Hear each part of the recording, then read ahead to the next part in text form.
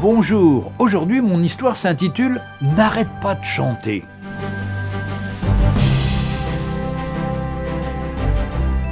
As-tu déjà observé l'attitude des oiseaux face à l'adversité ?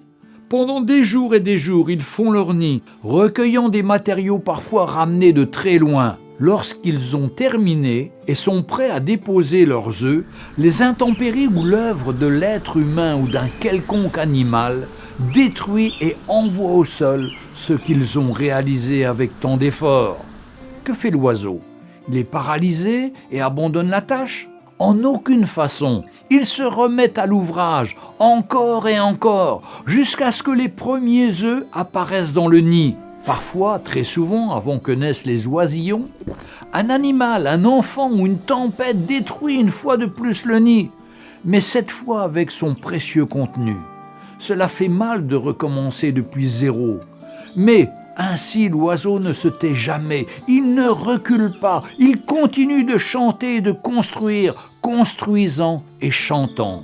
As-tu parfois le sentiment que ta vie, ton travail, ta famille ne sont pas ce dont tu avais rêvé ? As-tu parfois envie de dire « assez », l'effort n'en vaut pas la peine, c'est trop pour moi ? Es-tu fatigué de recommencer ? Du gaspillage de la lutte quotidienne ? De la confiance trahie ? Des buts non atteints quand tu étais sur le point d'y arriver? La vie frappe ainsi parfois, mais ne te rend jamais les choses.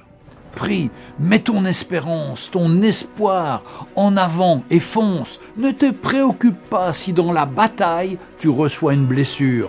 Il faut s'y attendre. Réunis les morceaux de ton espérance, reconstruis et fonce de nouveau.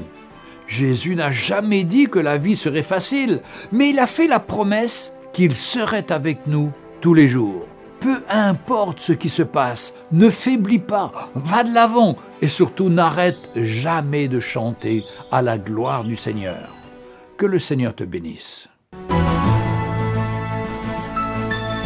Retrouvez Un jour une histoire sur www.365histoire.com.